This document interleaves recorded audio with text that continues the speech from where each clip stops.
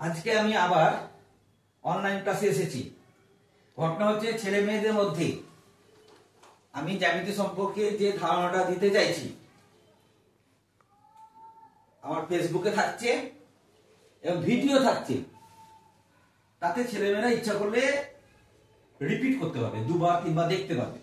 এখন ঘটনা হচ্ছে জ্যামিতি শুরু করতে গেলে, উপপাদ্য শুরু করতে গেলে ত্রিভুজ, চতুর্ভুজ, সামান্তরিক, আয়তক্ষেত্র, বর্গক্ষেত্র, এদের ধর্মগুলো জানা দরকার। এখন আজকে আমি যে জিনিসটা নিয়ে প্রথমে শুরু করতে চাইছি, একটা চতুর্ভুজ কখন কখন সামান্তরিক হতে পারে। একটা সাধারণভাবে ছেলেমেয়েরা বলে যে চতুর্ভুজের বিপরীত বাহুগুলি সমান তাকে সামান্তরিক বলে। একটাই হয় না, আরো অনেক কন্ডিশন আছে, আমি সেটাই বলতে চাইছি। এখন আমি বোর্ডে এটা আগে এঁকে নিয়েছি, কারণ সময়টা কম লাগবে, ভিডিওটা একটু ছোট হবে। পরপর আঁকতে গেলে সময়টা বেশি লাগতো, অত বড় ভিডিও পাঠানোর অসুবিধা। তো এখন একটা চতুর্ভুজ কখন সামান্তরিক হতে পারে আমরা ছেলে মেয়েদের মধ্যে ধারণাটা তৈরি করব। এবিসিডি চতুর্ভুজ, এই চতুর্ভুজটা যদি বিপরীত বাহু সমান হয়, আর কিছু বলতে পারছি না, তাহলে চতুর্ভুজটা সামান্তরিক। যেমন তাহলে বিপরীত বাহু বলতে এবির সঙ্গে ডিসি সমান আর এডির সঙ্গে বিসি সমান। একটা চতুর্ভুজে যদি বিপরীত বাহু সমান দেখাতে পারো তাহলে সেটা চতুর্ভুজ হবে। বুঝতে পারলাম? আর কি হবে না, আরো চতুর্ভুজটা আরো অন্য কন্ডিশনেও সামান্তরিক হতে পারে। এইখানে দেখিয়েছি যে চতুর্ভুজের বিপরীত বাহুগুলি সমান্তরাল, এখানে সমান বলতে পারছি না। একটা চতুর্ভুজ পেয়েছি যার বিপরীত বাহুগুলো সমান্তরাল, এখানে সমান দেখাতে পারছি না। তার মানে এবির সঙ্গে ডিসি সমান্তরাল, সমান্তরাল মানে এদিকে যত দূর বাড়ানো যাবে এরা ছেদটা করবে না। এবির সঙ্গে ডিসি সমান্তরাল, এডির সঙ্গে ডিসি সমান্তরাল। আগেটা শিখেছিলাম বিপরীত বাহু সমান, এখন শিখালাম বিপরীত বাহুগুলো সমান্তরাল। আর একটা আছে, এখন আমি দুজোড়া সমান বা দুই জোড়া বিপরীত বাহু সমান্তরাল এটা বলতে পারছি না। যে চতুর্ভুজে এক জোড়া বিপরীত বাহু সমান ও সমান্তরাল, আর এক জোড়া সমান কিছুই বলতে পারছি না। অর্থাৎ এডির সঙ্গে বিসি সমান, আবার এডির সঙ্গে বিসি সমান্তরাল। এবি আর ডিসি সমান কিনা, সমান্তরাল কিনা আমি জানি না। প্রথমে শিখালাম যে চতুর্ভুজের বিপরীত বাহু সমান সেটা সামান্তরিক। দ্বিতীয় শিখালাম যে চতুর্ভুজের বিপরীত বাহু সমান্তরাল সেটা সামান্তরিক।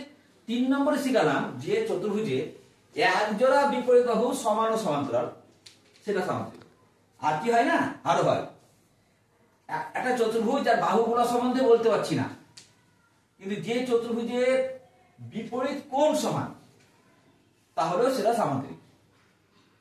অর্থাৎ এ কোণের সঙ্গে সি কোণ সমান, বি কোণের সঙ্গে ডি কোণ সমান। এখানে বাহু বলতে পারছি না। যদি তুমি বলতে পারো স্যার আমি একটা এমন চতুর্ভুজ পেয়েছি যার বিপরীত কোণটা সমান, নিশ্চিন্তে সেটা তুমি সামান্তরিক বলতে পারো। তার ইতিমধ্যে 4টা জিনিস শেখানো হলো। যে চতুর্ভুজের বিপরীত বাহু সমান সেটা সামান্তরিক, যে চতুর্ভুজের বিপরীত বাহু সমান্তরাল সেটা সামান্তরিক, যে চতুর্ভুজের এক জোড়া বিপরীত বাহু সমান ও সমান্তরাল সেটা সামান্তরিক। এর বাহু সম্বন্ধে বলতে পারছি না। যে চতুর্ভুজের বিপরীত কোণ সমান সেটা সামান্তরিক। আরো আছে, আর কি আছে এখানে এঁকেছি। 5 নম্বর ধর্ম হচ্ছে যে চতুর্ভুজের কর্ণদ্বয় পরস্পরকে সমদ্বিখণ্ডিত করে। বাহু বলতে পারছি না, কোণ বলতে পারছি না, এমন একটা চতুর্ভুজ পেয়েছি স্যার যে চতুর্ভুজের কর্ণদ্বয় পরস্পরকে সমদ্বিখণ্ডিত করে। অর্থাৎ ও এ সমান ওসি আর ও বি সমান ওডি।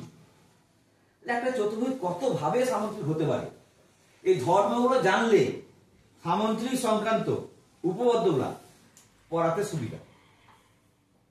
4টা বলেছিলাম, 5মটা বললাম বাহু বলতে পারছি না, কোণ বলতে পারছি না, যে চতুর্ভুজের কর্ণদ্বয় পরস্পরকে সমদ্বিখণ্ডিত করে তাকে সামান্তরিক বলে। আর একটা আছে, কোন চতুর্ভুজের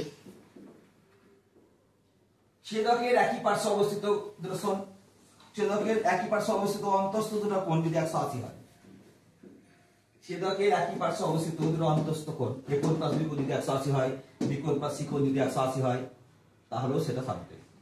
তাহলে আজকে যেটা শিখালাম, একটা চতুর্ভুজ কোন কোন শর্তে সমান্তরিক হতে পারে। বুঝাতে পারলাম?